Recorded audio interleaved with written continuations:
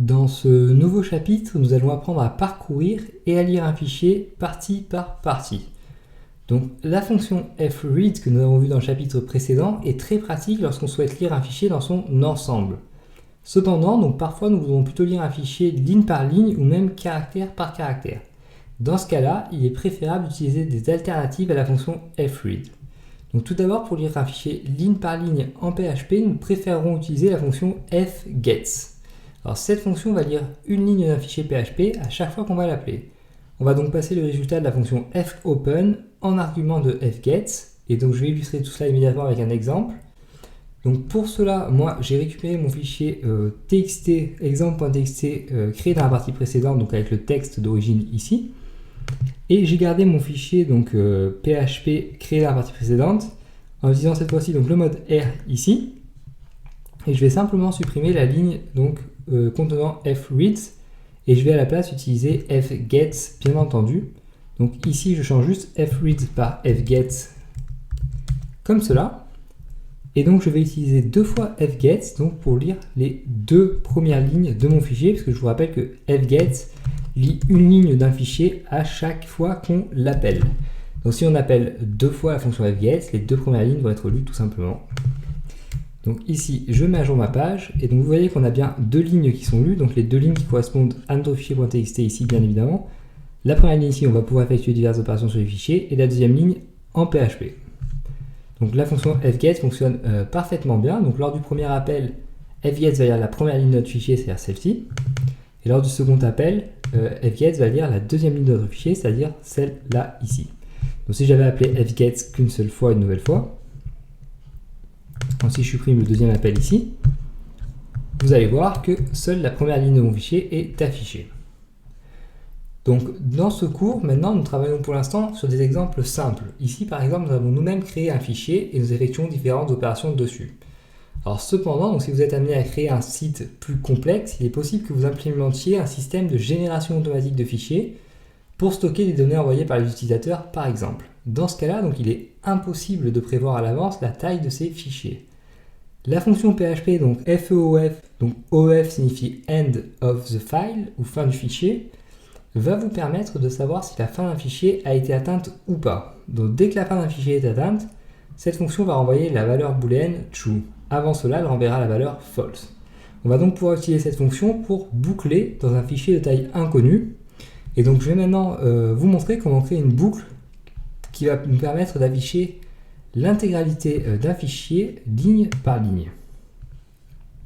Donc ici on conserve une nouvelle fois tout cela. Et donc cette fois-ci au milieu ici à la place de simplement echo le résultat de fgets, on va créer une boucle while tout simplement. Donc while, alors tant que notre fonction FEOF renvoie la valeur false, donc pour cela je vais déjà commencer par écrire FEOF ici, donc on va lui passer fichier R en argument bien évidemment. Donc tant que cette fonction renvoie la valeur false, donc c'est-à-dire tant qu'elle n'a pas trouvé la fin du fichier, on va vouloir afficher une nouvelle ligne du fichier. Donc ici on va utiliser un opérateur inverse afin d'inverser la valeur logique d'un test. Pour tester donc bien évidemment si FOF renvoie bien false. Donc tant que cela est bon, on écho une nouvelle ligne de notre fichier grâce à fgets ici. Donc fichier R comme cela tout simplement. Donc on enregistre et on affiche. Et donc vous voyez bien qu'on a tout notre fichier ici qui est affiché. Donc ceci est une bonne astuce donc, pour afficher l'entièreté d'un fichier ligne par ligne.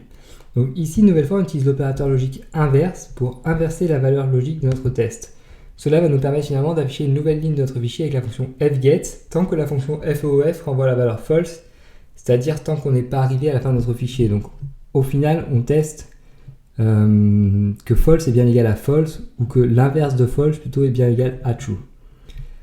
Alors maintenant, pour lire un fichier caractère par caractère, nous allons plutôt utiliser la fonction fgetc et non pas fgets.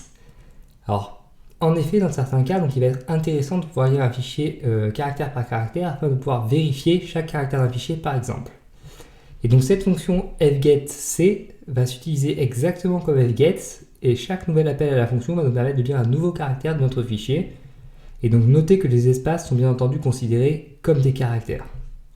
Donc on va déjà l'utiliser très simplement comme cela. Donc echo fgets c'est donc deux fichiers R ici. Donc cela va lire le premier caractère de notre fichier. Si je l'appelle une deuxième fois, le deuxième caractère, troisième, quatrième, cinquième et sixième caractère, on enregistre et on affiche. Donc vous voyez qu'on a bien nos 6 premiers caractères. Donc ON fait les 2 premiers, l'espace le troisième, VA45 et un espace derrière qui fait bien le 6e caractère. Donc on s'en aperçoit si j'écho un autre fget. Vous voyez bien qu'on a le P ici, donc ça fait 2, 3, 5, 6, 7. Donc on va encore pouvoir utiliser la fonction fgetC avec la fonction feof, bien évidemment au sein d'une boucle, pour lire un fichier de taille inconnue, caractère par caractère. Et donc pour cela, je vais une nouvelle fois utiliser une boucle while.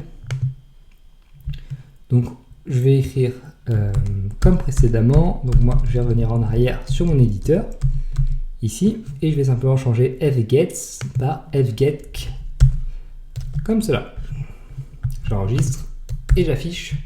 Et donc vous voyez qu'on peut à nouveau lire l'entièreté de notre fichier, caractère par caractère, cette fois-ci. Donc voilà tout pour ce chapitre qui nous a appris à parcourir et à lire un fichier partie par partie. Alors encore une fois, donc cela peut être utile si vous souhaitez vérifier chaque caractère d'un fichier dont le contenu aurait été envoyé par un utilisateur par exemple, ou si vous ne voulez récupérer qu'une ligne précise d'un fichier. Et donc dans le prochain chapitre, nous apprendrons cette fois-ci à créer un fichier et à écrire dedans.